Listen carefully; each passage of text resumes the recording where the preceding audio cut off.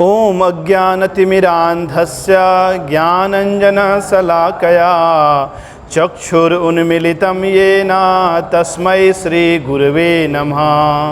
वाञ्छाकल्पतरुभ्यश्च कृपासिन्धुभ्य एव च पतितानां पावनेभ्यो वैष्णवेभ्यो नमो नमः।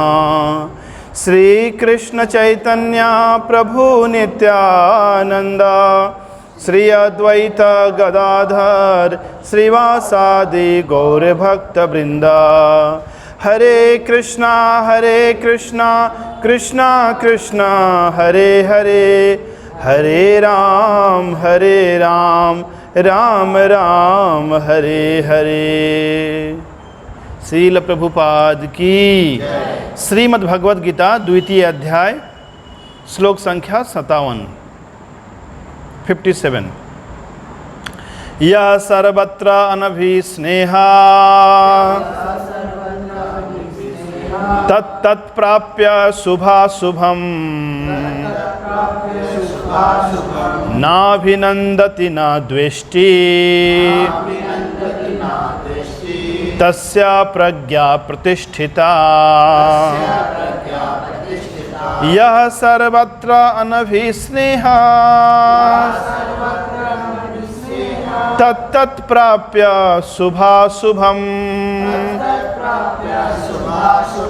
नाभिनन्दति न द्वेष्टि तस्य प्रज्ञा प्रतिष्ठिता।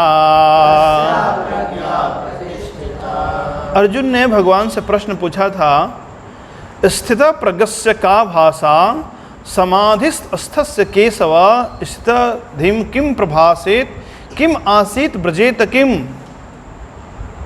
हे केशव, स्थित प्रज्ञ व्यक्ति के क्या लक्षण हैं?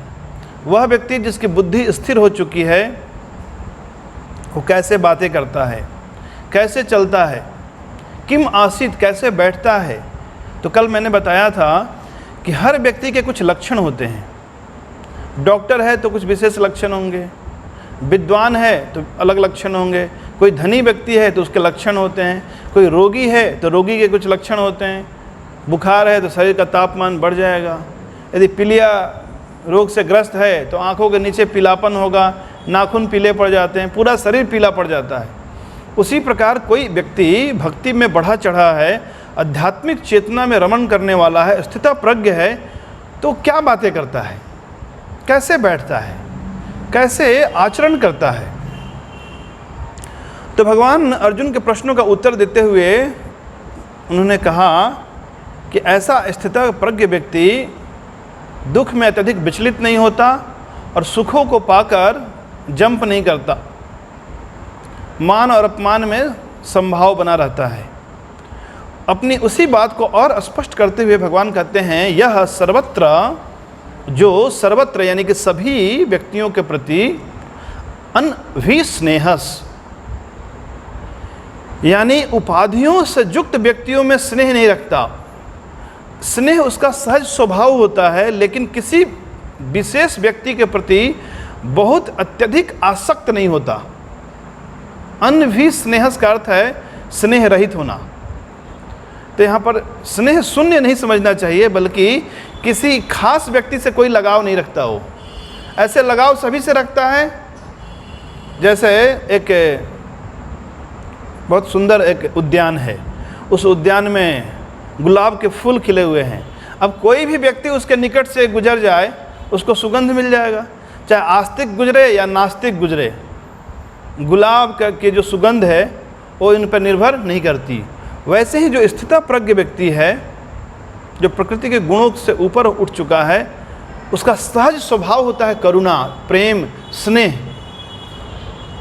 तो यहाँ पर अनभिस्नेहस का अर्थ है कि स्नेह रहित होना, लेकिन ऐसा समझना चाहिए कि ऐसा व्यक्ति पक्षपात नहीं करता,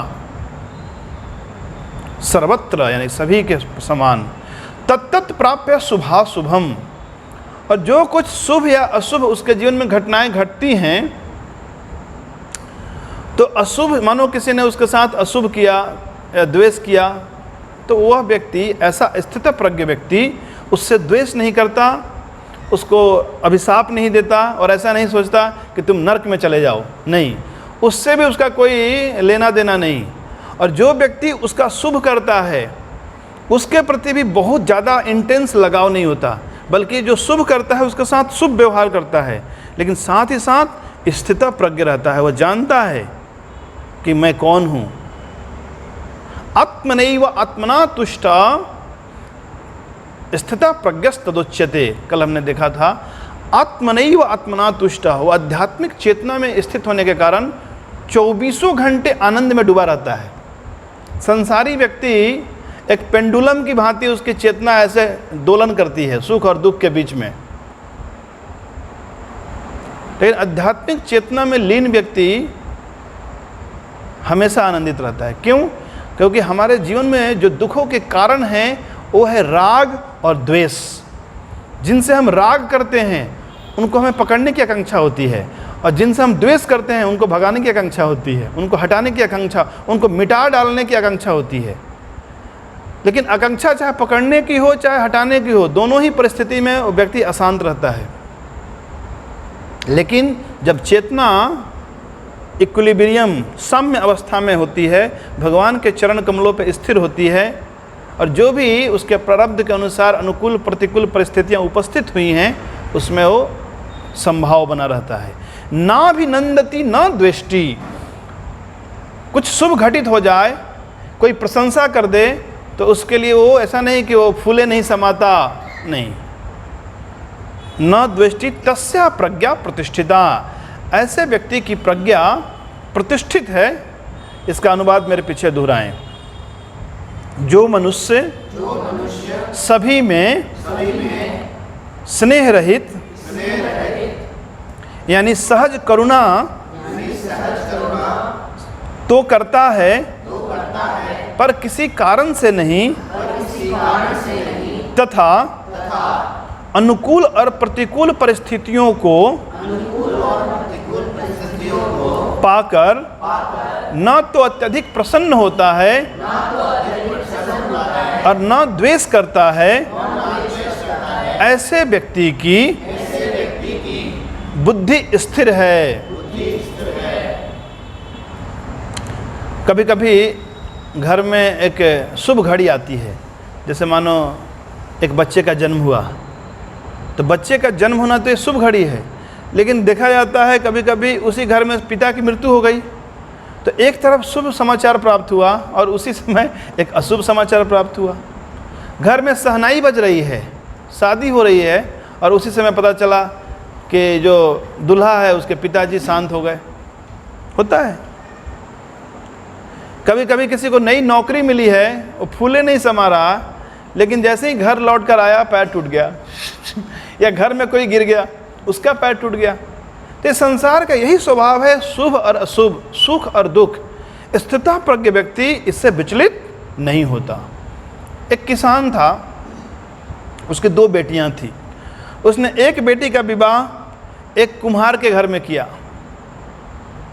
यानी उसके घर वाले मिट्टी के बर्तन बनाते थे, और दूसरी बेटी का विवाह ऐसे घर में किया जहाँ पर वे लोग भी ऐसे खेती का कार्य करते थे, और गांव एक ही था। वो जब वो गांव में मिलने गया अपनी बेटियों से, तो पहले किसान के यहाँ गया, तो उसने पूछा कि बेटी क्या समाचार है, सब कैसा चल रहा है।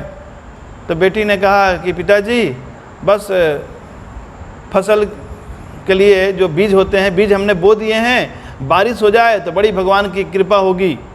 अब उसी गांव में दूसरी बेटी रहती है, उसके यहाँ जब गए तो उन्होंने पूछा कि क्या समाचार है, तो उन्होंने कहा सब ठीक चल रहा, अभी हमने बर्तन बनाकर मिट्टी के रखे हैं, बड़ी कृपा होगी बारिश ना हो क्योंकि यदि बारिश हो जाएगी तो बर्तन खराब हो जाएंगे। और वो बेटी बोल रही है बारिश होनी चाहिए, अब क्या हो, एक ही गांव में बारिश हो या ना हो। तो हमें समझना चाहिए कि ये जो भौतिक जगत है ये शुभ और अशुभ का जगत है, द्वंद्व से भरा हुआ जगत है। तो कोई व्यक्ति यदि अनवरत आनंदित रहना चाहता है तो उसको इस भौतिक जगत में सुख की तलाश नहीं करनी चाहिए, बल्कि आध्यात्मिक जगत में रमण करना चाहिए। जैसे मानो किसी के दांत में दर्द है तो उसके लिए भी ये अशुभ है, लेकिन डेंटिस्ट के लिए बहुत शुभ है। मानो किसी के दांत में दर्द ना हो, दांत में कीड़े ना पड़े, तो फिर सारे डॉक्टर रोने लगेंगे। तो एक व्यक्ति का जो सुख है और एक व्यक्ति का जो दुख है वो दूसरों के लिए सुख है। इसे कहते हैं भौतिक जगत। अगले श्लोक में भगवान कहते हैं ऐसा स्थितप्रज्ञ व्यक्ति किस प्रकार बैठता है। यदा संहरते चायम कुर्मो अंगानीव सर्वसा इंद्रियाणि इंद्रियार्थेभ्यः तस्या प्रज्ञा प्रतिष्ठिता। यदा संहरते चायम कुर्मो अंगानीव सर्वसा इंद्रियाणि इंद्रियार्थेभ्यः तस्या प्रज्ञा प्रतिष्ठिता। भगवान ने बहुत ही सुंदर एक उपमा दिया कि ऐसे स्थितप्रज्ञ व्यक्ति एक कछुए के समान होता है। यदा संहरते चायम, यानी जिस समय कछुए के पास कोई संकट आता है, कुर्म कहते हैं कछुए को, कुर्मो अंगानी व सर्वसा, तो कछुआ अपने सभी अंगों को अपने कवच के भीतर समेट लेता है। देखा होगा ना आप लोगों ने, उसका जो ऊपर का खोल होता है पत्थर जैसा होता है बिल्कुल, तो सारे अंगों को अंदर भीतर कर लेता है वो। उसी प्रकार एक स्थितप्रज्ञ व्यक्ति जब कुछ उसके पास अनावश्यक गैर जरूरी चीज़ें आती हैं जिन्हें स्वीकार नहीं करना चाहिए, तो उस समय अपने इंद्रियों को इंद्रियाणि इंद्रियार्थेभ्यः, अपनी इंद्रियों को इंद्रियों विषयों से ऐसे समेट लेता है। जैसे मानो जब मंदिर में आता है तो आंखें खोल देता है, भगवान का सुंदर दर्शन करता है, बाहर चलता है इसका अर्थ नहीं आंखें बंद कर देता है, पर ज़्यादा ग्रहण नहीं करता है। बहुत कुछ बिल बोर्ड पे दिखता है वो देखता ही नहीं, कई प्रकार के लोग बातें करते हैं वो सुनता ही नहीं, लेकिन जब कुछ भक्त कहते हैं तो ध्यान से सुनता है। वैसे ही खाने के लिए बाहर में जाता है, कितना कुछ लोग खाने के लिए लाते हैं, वो तो देखता भी नहीं, सूंघता भी नहीं, लेकिन जब मंदिर में आता है तो सूंघ सूंघ कर खाता है, प्रसाद मांग मांग कर खाता है, यानी कि अपनी इंद्रियों को बाहर निकाल देता है। यानी कछुआ जैसे जब संकट नहीं है तो अपनी इंद्रियों को बाहर कर दिया, लेकिन जैसे ही देखा संकट है तो सारी इंद्रियों को भीतर समेट लिया। तो वैसे स्थितप्रज्ञ व्यक्ति अपनी समस्त इंद्रियों को अपने नियंत्रण में रखता है। ऐसा नहीं कि कुछ भी देखता है, कुछ भी खाता है और कुछ भी बोलता है। तो स्थितप्रज्ञ व्यक्ति केवल और केवल कृष्ण विषयक बातें करता है, वो फालतू हंसी मजाक और इस प्रकार की बातें में रुचि नहीं लेता है, क्योंकि उससे कहीं ना कहीं हमारी चेतना मलिन होती है। इसका अनुवाद मेरे पीछे दोहराइए।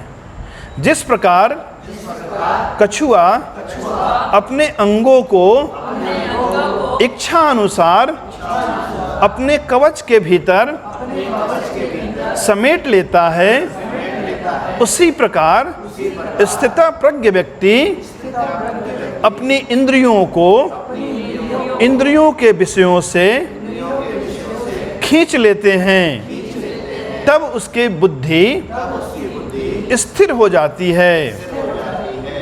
तो केवल इंद्रियों को इंद्रियों के विषयों से खींचने से बुद्धि स्थिर नहीं होती है।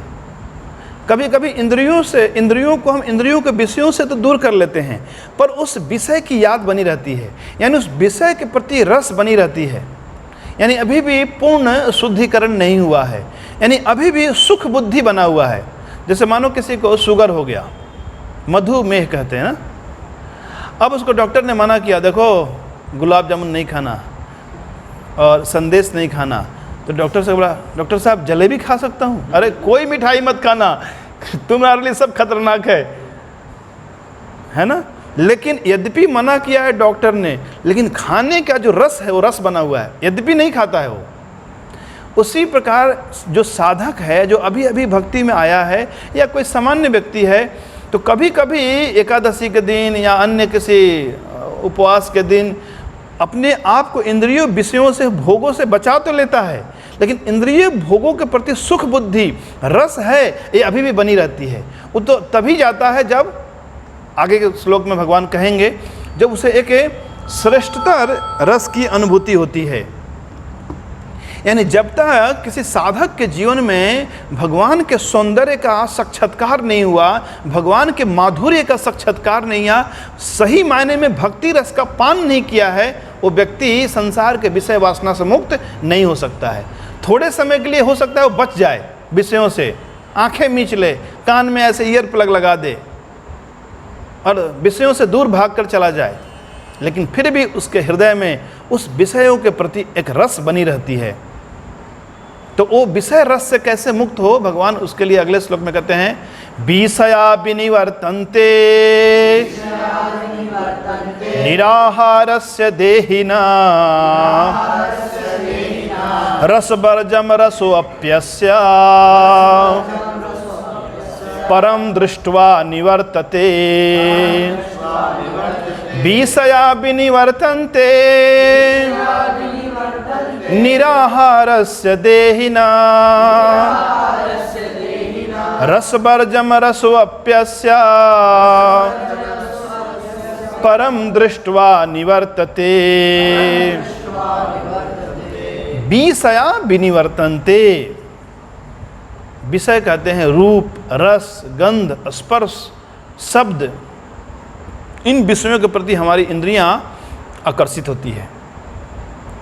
तो निराहारस्य यानी कि आहार नहीं ले रहा कोई साधक, यानी कि विषयों के प्रति अभी अपने मन को, अपने इंद्रियों को समेट लिया उसने, लेकिन इंद्रियों को हटाने के बावजूद अभी उस देह अभिमानी व्यक्ति को, जो अपने आप को शरीर मानता है, अभी भी रस बना रहता है। यानी कभी भी उसका पतन हो सकता है, लेकिन कब पतन नहीं होगा उसका?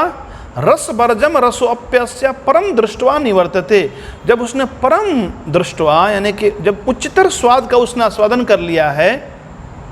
कहते हैं छोटे मज़े छोड़े जा सकते हैं तभी जब बड़े मज़े मिल जाएं। जब तक आपको बड़ा मज़ा नहीं मिला है, आप छोटा मज़ा नहीं छोड़ सकते हो। तो भक्ति में एक पॉजिटिव इंगेजमेंट है।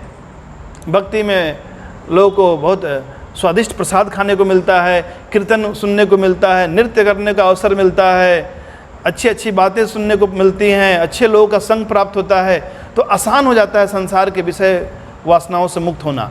लेकिन यदि कोई व्यक्ति कुछ ऐसे विधायक कार्य न करे, भगवान की सुंदरता का दर्शन न करे, अपने हाथों का उपयोग भगवान की सेवा में न करे, तो उसके लिए एकांत में ऐसे बैठकर मन को साधना असंभव सा है।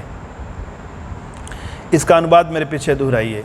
इंद्रियों को उनके विषयों से हटाने वाले देह अभिमानी व्यक्ति विषय से तो निवृत्त हो जाते हैं, परंतु विषयों के प्रति जो खिंचाव है यानी जो राग है, उससे निवृत्ति नहीं होती। दूसरी ओर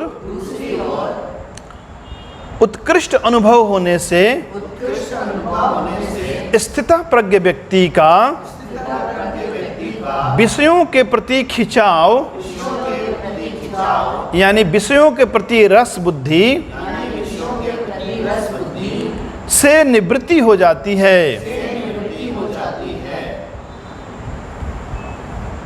तो जैसे कोई लोभी व्यक्ति है पैसे का, तो उसको पैसा मिल जाता है तो रस मिलता है। जैसे आप लोगों को खाने में, सभी को गुलाब जामुन में रस मिलता है, तो वैसे ही लोभी व्यक्ति को पैसा गिनने में रस मिलता है। कामी व्यक्ति है तो उसको ऐसे विपरीत यौन के प्रति आकर्षण होता है, उसमें रस मिलता है। छोटे बच्चे हैं, खिलौने में रस मिलता है।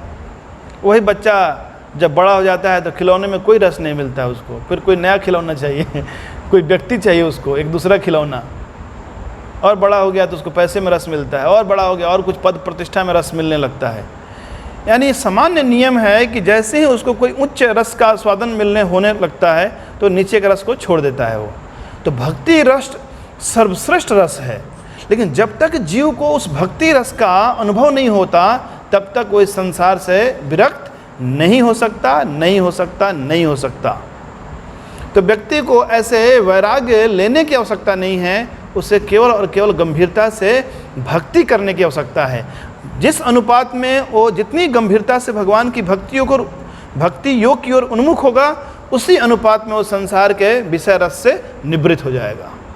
तो इसके आगे की चर्चा हम कल करेंगे। शील प्रभुपाद की।